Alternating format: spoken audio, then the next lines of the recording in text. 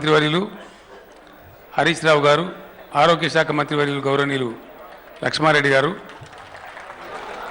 ఆర్థిక శాఖ మంత్రి ఈటెల రాజేందర్ గారు, కార్యక్రమంలో పాల్గొంటున్నటువంటి గౌరవ పార్లమెంట్ సభ్యులు, శాసనసభ్యులు, శాసన మండలి సభ్యులు, మీ అందరి నాయకత్వం వహిస్తున్నటువంటి జెన్కో ట్రాన్స్కో చైర్మన్ గౌరవనీయులు ప్రభాకర్ రావు గారు,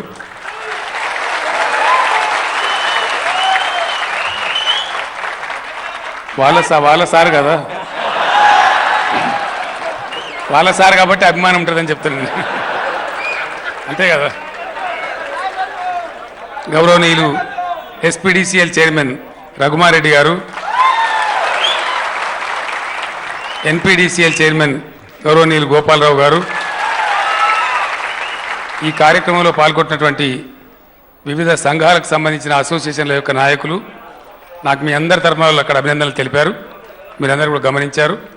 అదేవిధంగా తెలంగాణ రాష్ట్ర విద్యుత్ కుటుంబంలో పనిచేస్తున్నటువంటి విద్యుత్ కుటుంబ సభ్యులైనటువంటి అన్నదమ్ములకు, అక్కా చెల్లెలకు అందరికీ నమస్కారం.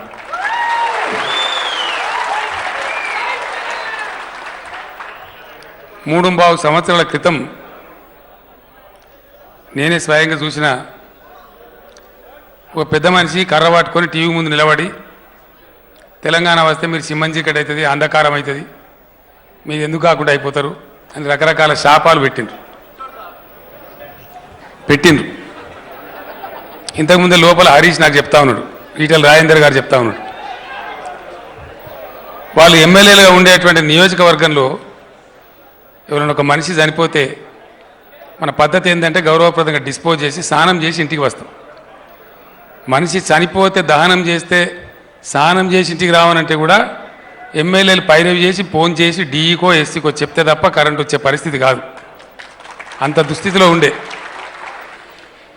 మీ అందరి కృషి, మీకు నాయకత్వం వహిస్తున్నటువంటి ప్రభాకర్ రావు గారు, గోపాలరావు గారు, రఘుమారెడ్డి గారు, అట్లనే వారి తర్వాత ఉన్నటువంటి అధికారులు, వాళ్ళతో పాటు మీరు, మీతో పాటు బక్కపేదోని నేను, అందరం కలిసి తండ్లాడితే ఈరోజు అంధకారం అయిద్దన్న తెలంగాణ బ్రహ్మాండమైనటువంటి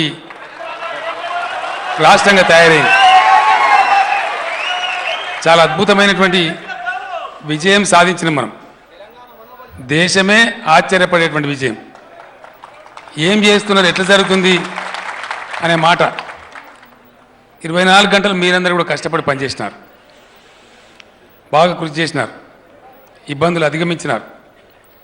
పాలసీగా అధికారులు చేసినా, గవర్నమెంట్ చేసినా ఇలా ఈ పేరు రాష్ట్రానికి రావడానికి ప్రధానమైనటువంటి కారణం మా లైన్మెన్ అన్నదమ్ములు, మా జూనియర్ లైన్మెన్ అన్నదమ్ములు,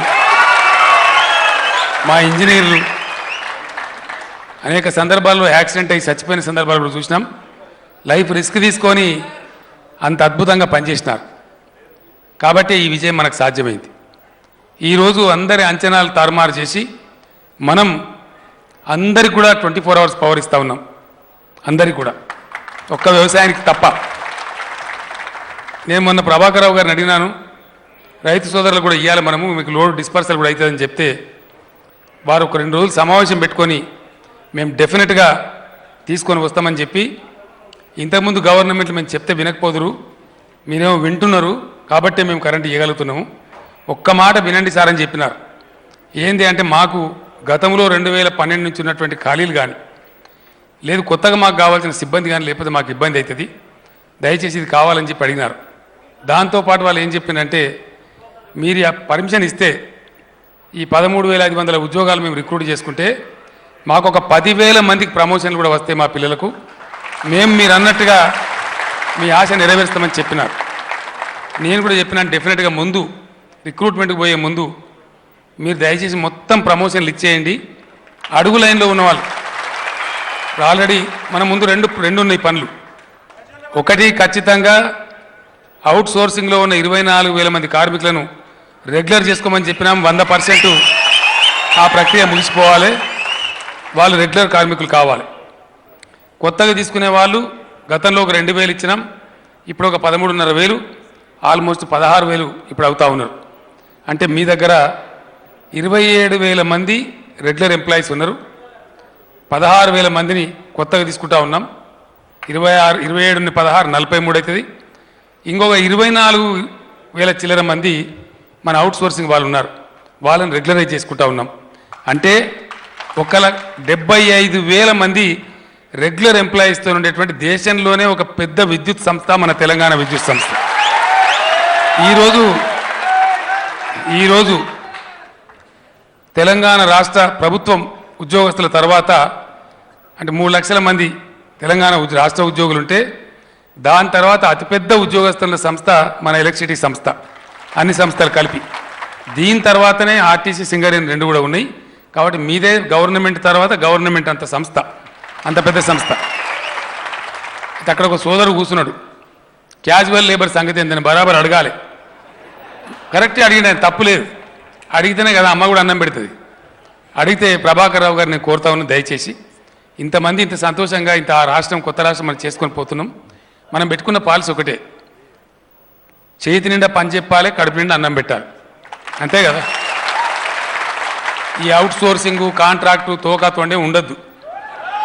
ఎందుకు ఉండాలి నాకు అర్థం కదా. అవుట్ సోర్సింగ్ ఆయన రెగ్యులర్ అయినా కానీ ఎక్కువ పని చేస్తాడు పాపం, భయానికో భక్తికో. సగం కడుపుకి ఎందుకు నేను పెట్టాలా? అందువల్ల డెఫినెట్గా మనం ఒక పాలసీ ఏం పెట్టుకున్నామంటే, ఎంతమంది పట్టినారో గందరినీ తీసుకో, కానీ ఖచ్చితంగా పూర్తి జీతం ఇయ్యి, ఆయనకు రావాల్సిన హక్కులన్నీ పని చేసుకో. అది మనం పద్ధతి పెట్టుకున్నాం మన రాష్ట్రంలో, అదే మంచిగా ఉంటుంది. అట్లే ముందుకు పోదాం. అవుట్ సోర్సింగ్ అంటే ఎట్లుండాలి? 2 నెలలు 3 నెలల కోసం తీసుకొని పని అయిపోయింది బాబు అంటే పోయిటుంటే అది అవుట్ సోర్సింగ్, అది వేరే. ఆ 4 రోజుల మందిని తీసుకున్నట్టు సంవత్సరాల తరబడి పని చేస్తే కూడా అవుట్ సోర్సింగ్ తలకాయలేంది, కాంట్రాక్ట్ ఏంది? నేను అదే మాట చెప్పిన గతంలో, ఉద్యమంలో ఉన్నప్పుడు నేను చెప్పిన, కాంట్రాక్ట్ ఎంప్లాయీ, కాంట్రాక్ట్ ముఖ్యమంత్రిని పెట్టి రాదా, బేతిని దొరుకుతాడు, అంతే కదా. మంత్రులు, ముఖ్యమంత్రులు కూడా మరి కాంట్రాక్టర్ చేసుకుంటే మీ ఇప్పుడు ఉన్న కంటే 40 మనుషులు దొరుకుతారు, పీడ పోదా ఇక అని కూడా చెప్పడం జరిగింది. అందుకే మనం ప్రయత్నం చేస్తూ ఉన్నాం. అవసరం లేదు ఆ పద్ధతి అని చెప్పి ఇప్పుడు చేసుకుంటూ పోతా ఉన్నాం. దానికి కూడా గతంలో ప్రభుత్వంలో పనిచేసిన వాళ్ళే ఇదైతే మా పని అయితే అని చెప్పి అడ్డం బట్టి కోర్టులకు కూడా పోతా ఉన్నారు. విద్యుత్ శాఖ వాళ్ళు వచ్చినారు పాపం ఇప్పుడే, కాంట్రాక్ట్ లెక్చరర్స్, వాళ్ళకి రెగ్యులరైజ్ చేద్దాం మీలాగానంటే కోర్టుకు పోయినారు. సరే వాళ్ళకి పోతే పోయిందని చెప్పి రెగ్యులర్ ఉద్యోగస్తులతో సమానం కాకపోయినా కొంత తక్కువ ఎక్కువ వాళ్ళ జీతాలు పెంచేసినాం, కడుపు అన్నం పెడదామని చెప్పి. ఎలక్ట్రిసిటీలో ఉన్న కాజువల్ లేబర్ ఎవరైతే ఉన్నారో దయచేసి ప్రభాకర్ రావు గారికి, రఘుమారెడ్డి గారికి, గోపాలరావు గారికి నా మనవి, వాళ్ళకు కూడా మీరు ఏం న్యాయం చేయగలుగుతారో, ఎట్లా చేయగలుగుతారో ఆలోచన చేసి వాళ్ళని పిలుచుకొని మాట్లాడి, వాళ్ళు మన పిల్లలే కాబట్టి వాళ్ళని కూడా కొంత క్యారీ చేసేటువంటి పరిస్థితి, వాళ్ళకి న్యాయం జరిగే పరిస్థితి కూడా మీరు నాతో కదమ్మా సార్తో మాట్లాడారు, ప్రభాకర్ గారితో మాట్లాడండి, మిమ్మల్ని అందరినీ పిలిచి మాట్లాడతారు. సో అది ఆ విధంగా జరగాలి. మీ అందరితో నాది ఒకటే ప్రార్థన, ఈరోజు తెలంగాణలో టీఎస్ ఐపాస్ అని చెప్పి మనం ఒక ఇండస్ట్రియల్ పాలసీ తెచ్చినాం. మన ఒక మీటింగ్ జరిగింది గుజరాత్ హాల్ అని చెప్పి ప్యారడైజ్ దగ్గర ఉండేటువంటి దగ్గర. ఆ హాల్లో మనం పెట్టలే మీటింగ్, వాళ్ళే పెట్టుకున్నారు పారిశ్రామికవేత్తలు. వాళ్ళు ఏమంటున్నారంటే, ఇండియాలో 6 నెలల లోపల ఉత్పత్తికి రాగలిగేటువంటి అవకాశం, ప్రొడక్షన్లకు రాగలిగే అవకాశం ఉన్న ఏకైక రాష్ట్రం తెలంగాణ ఈరోజు అని చెప్పి వాళ్ళు చెప్తా ఉన్నారు. అంటే అటువంటి మంచి పేరు మనకు రాగలిగింది. 15 రోజుల లోపల పర్మిషన్ ఇస్తూ ఉన్నాం. ఒక కన్ను రెప్పగొట్టినంత కూడా పోకుండా పరిశ్రమలకు 3 షిఫ్ట్లు కూడా వాళ్ళు ప్రొడక్షన్ చేసుకోవడానికి పవర్ ఇస్తూ ఉన్నాం. డొమెస్టిక్ ఇస్తూ ఉన్నాం, కమర్షియల్కి ఇస్తూ ఉన్నాం, అందరికి కూడా ఇస్తూ ఉన్నాం. మనం ఇవ్వవలసిందల్లా ఒక రైతాంగానికి ఇవ్వాలి. మీ అందరితో నా ప్రార్థన, ప్రభాకర్ రావు గారితో, రఘుమారెడ్డి గారితో, గోపాలరావు గారితో నా ప్రార్థన, దయచేసి మీరు వచ్చే యాసంగి పంటకు గనక 24 గంటలు కరెంట్ ఇచ్చేటువంటి ప్రయత్నం చేస్తే ఉద్యోగస్తులందరూ మీకు ఇప్పుడు సహకారం చేస్తారు. కాబట్టి ఆ ప్రకారంగా రైతులకు 24 గంటల కరెంటు నెక్స్ట్ ఎలక్షన్ లోపే మనం ఇచ్చి ముందుకు పోయేటువంటి పరిస్థితి ఉంటే ఎట్లా ఉన్న తెలంగాణ ఎట్లా తయారైందనే మాట ఆ గౌరవం దక్కుతుంది. కాబట్టి మీరు కూడా అందరూ సహకరించి దయచేసి కష్టపడి ఆ పని చేయాలని చెప్పి నేను కోరుతా ఉన్నా. మీరు విజయం సాధించాలని కూడా నేను కోరుకుంటా ఉన్నా. 75,000 మంది ఉద్యోగస్తులతోనే కాకుండా మన మన జెన్కో అయితే 4,000 చిల్లరనే ఉండే కరెంటు తెలంగాణ వచ్చినాడు. షేపోయిది కలిపితే ఇంకో 2,000 ఉండే, 6,500 ఉండే. ఈరోజు మరొక 4,200 వరకు మనం కొత్తగా అడిషనల్ యాడ్ చేసుకున్నాం. మనం ఖచ్చితంగా ఇంకొక 2 సంవత్సరాలలో సోలార్ కూడా కలుపుకుంటే 27,000-28,000 మెగావాట్లకు మనం చేరుకుంటా ఉన్నాం. అంటే ఎక్కడో ఉన్న వాళ్ళం కష్టం చేసుకొని ఈరోజు ఎక్కడికో పోతా ఉన్నాం. ఛత్తీస్గఢ్ పవర్ కూడా కొంత కొనుక్కున్నాం, దాన్ని ఇంకో 1000 మెగావాట్లు అడిషనల్ కొనుక్కోవడానికి కొనుక్కున్నాం. మీకు ఇంకో శుభవార్త ఏంటంటే, మంత్రి హరీష్ రావు ఇక్కడనే ఉన్నాడు, మీకు రేపు ఈ జూన్ తర్వాత కొంత, నెక్స్ట్ జూన్ తర్వాత కొంత, 18 జూన్ తర్వాత కొంత దాదాపు 10,000 మెగావాట్లు మన రైతాంగానికి నీళ్ళు ఇవ్వడానికి లిఫ్ట్ ఇరిగేషన్ కోసం కరెంట్ తీసుకుంటుంది ఇరిగేషన్ డిపార్ట్మెంట్. తీసుకుంటారంటే ఫ్రీగా తీసుకోరు. హరీష్ రావు కూడా ఇప్పటి నుంచే లెక్కలు చూసుకోవాలని చెప్తా ఉన్నాను నేను.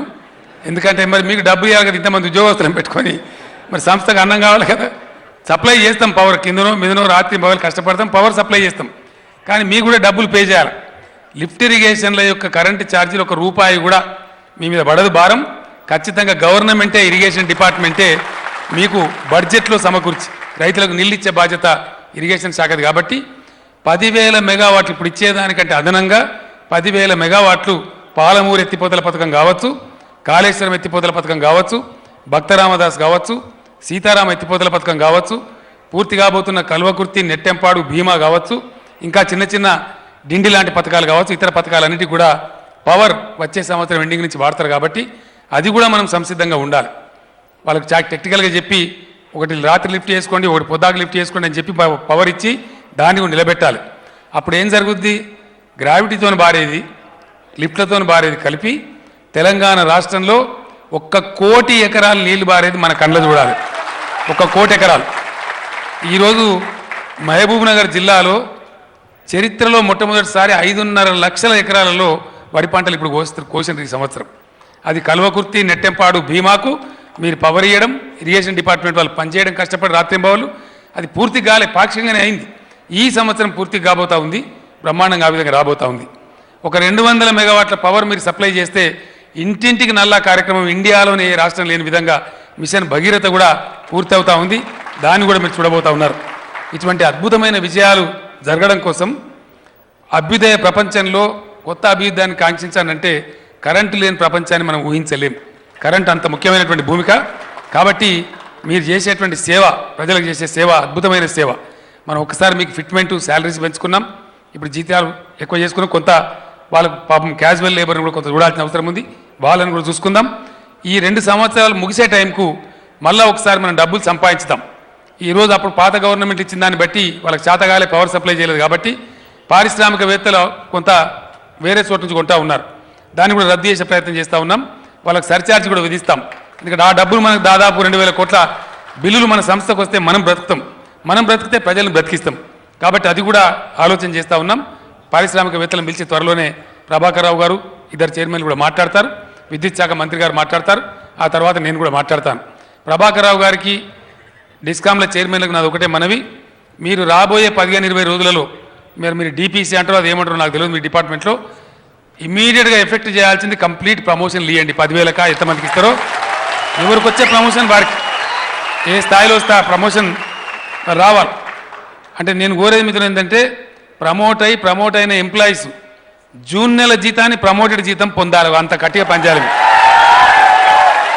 కరెంట్ ఎట్లా పనిచేస్తుందో మీరు అట్లా పనిచేయాలి, అంతే కదా. అగో అంటే 6 నెలలు కావద్దు, నెల కాకపోతే మన 2 నెలలు, అంతకన్నా ఎక్కువ కావద్దు. మీరు జూన్లో ఇవ్వలేకపోతే జూలైలో ఇవ్వండి. మీరు కరెంటు వాళ్ళు ఎట్లా పనిచేసి 24 గంటలు ఇస్తున్నారో మీరు అట్లా పనిచేయాలి. ఇప్పుడు మీకు కావాల్సిన సహకారం వాళ్ళు చేస్తారు. డిపిసి చాలా ఫాస్ట్ కంప్లీట్గా, పాత పద్ధతులు ఉంటే తీసి పడేయండి, కొత్త పద్ధతి పెట్టి అందరికి ఇస్తున్నాం కాబట్టి దాని ఇబ్బంది ఉండాల్సిన అవసరం లేదు. సిస్టమ్ మార్చి నేను మీకు పర్మిషన్ కావాలంటే ఇస్తాను. ఆ ప్రకారంగా రాబోయే 1.5-2 నెలల్లో ప్రమోషన్లు కంప్లీట్ చేయండి. అప్పుడు ఏ పోస్ట్ తేలిందో దాన్ని నోటిఫై చేయండి, వాళ్ళని రిక్రూట్ చేయండి. ఉన్న వాళ్ళందరూ అనుభవజ్ఞులైన కాబట్టి వాళ్ళు పైకి ప్రమోట్ కావాలి. కొత్త వస్తువులంతా కింది లైన్లో వస్తే వాళ్ళు మళ్ళీ ట్రైనింగ్ కూడా అవుతారు. కాబట్టి అవి తొందరగా చేయమని చెప్పి నేను కోరుతాం. వీలైనంత ఫాస్ట్గా దయచేసి చేయాలని చెప్పి నేను కోరుతా ఉన్నా. ఆ ప్రకారం చేయండి. ఒకటి. రెండవది, ఎవరైతే అవుట్సోర్స్డ్ ఎంప్లాయీస్ 24,000 మంది ఉన్నారో వాళ్ళది మనం నిర్ణయం తీసుకొని కూడా చాలా కాలం అయింది. దయచేసి ఆ రెగ్యులరైజేషన్ కూడా ఇమీడియట్గా ఎఫెక్ట్ చేసి వాళ్ళకు కూడా రెగ్యులర్ శాలరీస్ ఇవ్వాలని చెప్పి కూడా నేను కోరుతా ఉన్నా. అది కూడా ఇమీడియట్గా చేసుకోవాలి. ఈ 2 పనులు ఈ లోపల తయారైతే 24 గంటలు రైతుల కరెంట్ ఇచ్చేటువంటి పని ఏదైతే ఉందో, నిన్న మీరు నాకు ఏదైతే చూపించిందో, అదనపు సబ్స్టేషన్ల నిర్మాణం కావచ్చు, అదనపు పవర్ ట్రాన్స్ఫార్మర్స్ కావచ్చు, అదనపు సర్క్యూట్ లైన్స్ కావచ్చు, అవన్నీ కూడా డే నైట్ కష్టపడి చేయడానికి మా వాళ్ళంతా ఉంటారు కదా. అంత పవర్ఫుల్గా ఉంటాం, మీరేం భయపడక్కర్లేదు. కాబట్టి 24 గంటలు పవర్ చేయడానికి అందరూ కూడా రాత్రింబవళ్ళు పనిచేస్తారు. ఒక్కొక్కరు ఒక్కొక్క కేసీఆర్ కావాలని చెప్పి నేను కోరుతా ఉంటాను. దయచేసి ఆ అవతారం ఎత్తాలి. తెలంగాణ ఉద్యమంలో ఏ స్ఫూర్తి చూపించినామో ఇప్పుడు అట్లనే చూపించి 5 ఏళ్ల లోపలనే ఇట్టున్నదాన్ని ఇట్లా చేసినారా తెలంగాణ బేస్ అనేటట్టుగా చేయాలి, రాష్ట్రం పేరు నిలబెట్టాలని చెప్పి నేను కోరుతున్నా. మీరు చేస్తారనే విశ్వాసం కూడా నాకుంది. మీ అందరికి కూడా మీ బిడ్డగా ఈరోజు ఈ సంతోష సమయంలో 75,000 మంది రెగ్యులర్ ఉద్యోగులు ఉండేటువంటి సంస్థగా మీరు రూపాంతరం చెందే టైంలో పేరున ప్రతి ఒక్కరికి కూడా నేను హృదయపూర్వకమైనటువంటి శుభాకాంక్షలు, కంగ్రాచులేషన్స్ తెలియజేస్తా ఉన్నాను.